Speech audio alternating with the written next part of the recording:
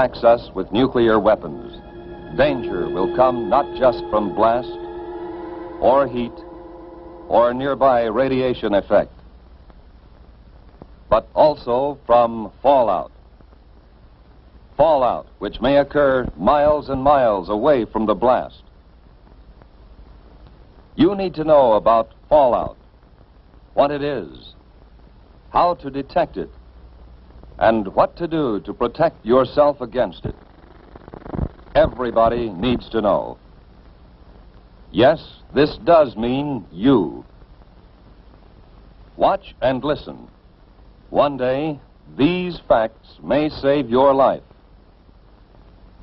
What is this fallout, anyhow? Just bits of radioactive fall out of the mushroom cloud of the nuclear explosion and settle on the ground. These bits of matter can be dangerous. You're exposed to some radiation every day, from cosmic rays or other natural sources of radiation. These exposures are too small to hurt you. But when a wartime nuclear explosion occurs, a serious fallout follows. Thousands of tons of atomized earth, building materials, rocks, and gases may be thrown into the air. And the mushroom cloud containing them sometimes moves as high as 100,000 feet, nearly 20 miles up. Some of the radioactive particles spill out near the explosion site. Others may be carried for 10, 50, 100 miles or more. But how will you know if there is fallout? You can't hear, smell, taste, or see the radiation. But you yourself can detect the fallout particles that produce it. The easiest time to do this, without special instruments, is when the fallout is settling through the air. This starts any time from about 1/2 hour to several hours after the explosion, depending on how far away you are. And it continues to fall for an hour or longer. Usually you can see the fallout. So if there has been an explosion of a nuclear weapon within a few hundred miles of you, you should suspect every unusual concentration of dust in the air of being fallout. After an explosion in daylight, watch any unusual accumulation of dust. At night, put a white or light-colored plate outside. Examine it every 15 minutes or so. If dust is accumulated on the plate, treat it as fallout. The particles in that fallout behave like miniature X-ray machines, sending out radiation in all directions. If there are many particles, and if you are exposed to them long enough, you will be hurt. Others will be watching for that fallout, of course. Experts will estimate the probable path and speed of approaching fallout and try to keep you posted. But it may come before you hear any details by radio or otherwise. You must take precautions, whether you hear their reports or not. If radio stations are operating, you will hear reports, especially on the Conelrad frequencies 640 or 1240 on your AM dial. As soon as it is safe for specially protected crews to get out into the open, these highly trained civil defense radiation detection teams will make a thorough check of radiation levels and characteristics. Those facts will be relayed to you by radio as fast as they come into civil defense headquarters in your area.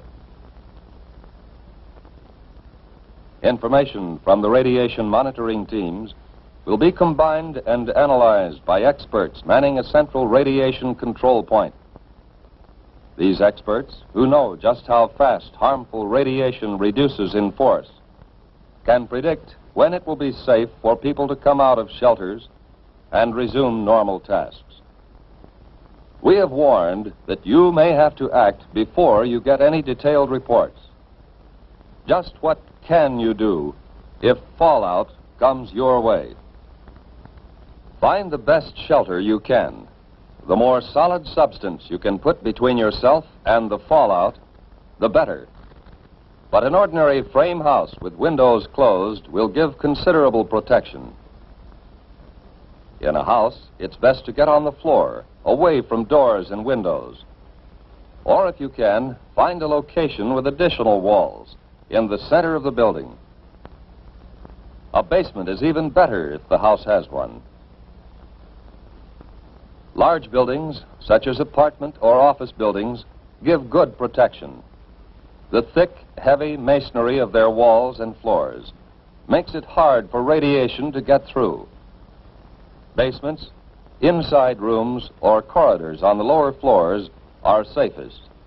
The basement of any house or building will become a good improvised shelter if you block the windows with sandbags and place other sandbags on the floor above the shelter area.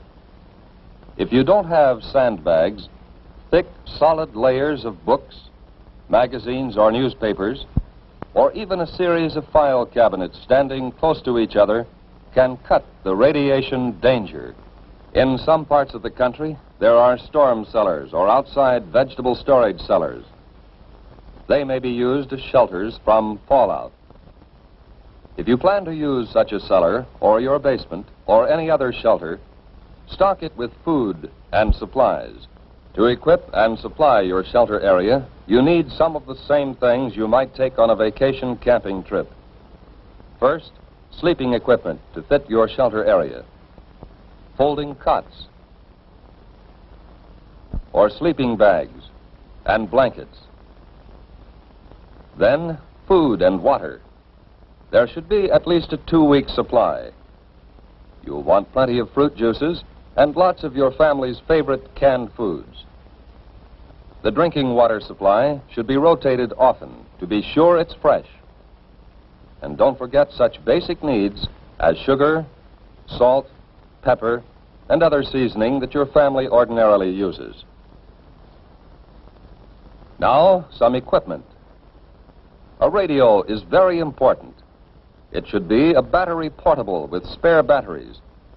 A transistorized radio is best, as the batteries last longer. Next, you need light in the form of flashlights and a battery-operated lantern. Then, a good first aid kit. Now, plates, cups, silverware. A can opener and a bottle opener are important. Add to these things enough closed containers to take care of garbage and human waste. Especially if there will be children in the shelter, include some books and magazines, paper and pencils, maybe 1 or 2 small, simple games. The best protection of all is the special shelter built according to specifications of your local civil defense organization. This has an air filter to allow ventilation, but keep dust out. And it has at least 3 feet of earth over it. It would be a good idea to go right now to your local civil defense office to secure plans for the type of shelter you want, and then to get busy on construction. Plans are simple, using standard materials. So maybe you can do the job yourself. But all this special shelter talk won't help very much if you are caught way out on the open road. If that happens, keep driving until you see a building, which may be a house or barn, church or school. Drive as close to the building as you can. Then get yourself and your family out of the car and take cover in the building. If you live on a farm and have sufficient warning, get your animals under cover and give them enough food and water to last several days. And if you can, cover any piles of hay or harvested crops that may be outside.